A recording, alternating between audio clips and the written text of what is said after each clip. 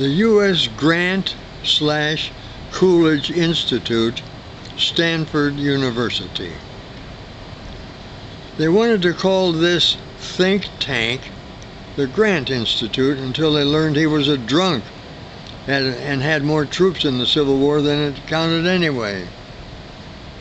Then Coolidge was president, a good Republican, so it was the Coolidge Institute to honor the president, you know, until they heard he yawned at a banquet and a moth flew out. So, then what? Well, there was Herbert Hoover,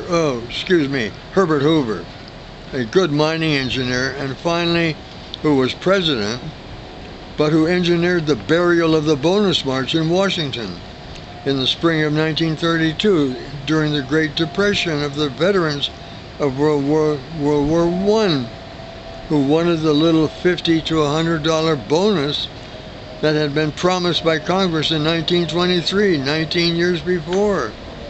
A lot of money in those days. So now, here we are, the Hoover Institute, that translates into tall stick.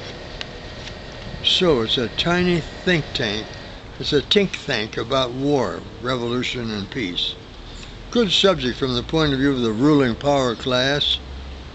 How to arrange wars in the right places, where U.S. capital wants to go. How to strangle in the cradle movements for revolution and new life and peace. To control it, rule it, exploit it, get all of its minerals, crops, and cheap human labor to work for us at any cost, in the end at 40 cents an hour. But always with sport coats and neckties for us, and banquets and bronze awards, and research grants, and cases of liquor well placed, and lots of good-looking women secretaries with good cleavage who don't sit in on meetings. A big country needs lots of think tanks, full of folks called fellows, all dressed in sport coats and neckties, mathematicians, topologists, apologists, tacticians, statisticians, strategists, political theorists, free market economists, anti-Marxist dialecticians, former Marxist dialecticians, and pseudo-Marxist pseudo-dialecticians, graphic artists and computer software and hardware specialists, then experts on military hardball as guests from time to time. So, think tanks devoted to war and revolution and peace have a lot to think about. When to start one, when to defeat one, when to destabilize one, always in a good cause for the Fortune 500, never of immediate benefit to the West Oakland 50,000 folks or the ghettoed 50 million. But think tanks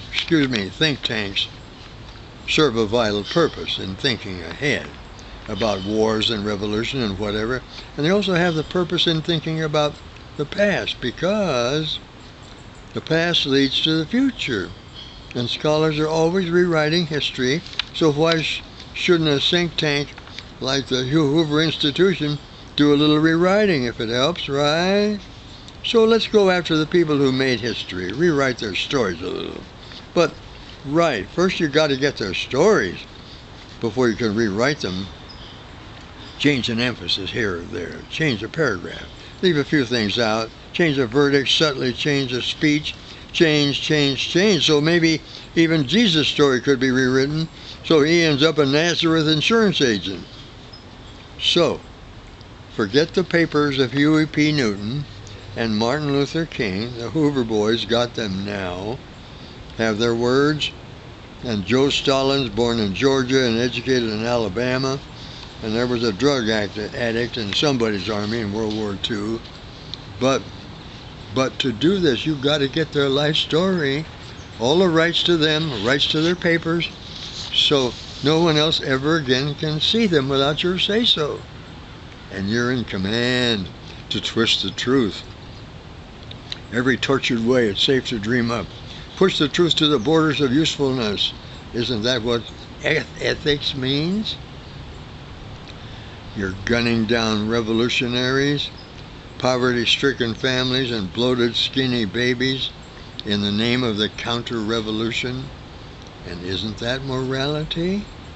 All that's printed up in the Hoover Institution processes the CIA probably put a few $1 billion into, just on the sly and to be a little bit helpful. Morality here at the think tank, and we've been here a long time and have glazed over the miserable masses every time, all in a sport coat and a necktie and beautiful, shiny, expensive, shiny shoes, light professional beards, shaking hands, smiles for the camera at the Hoover Institution think tank, stink thanks. May 1996.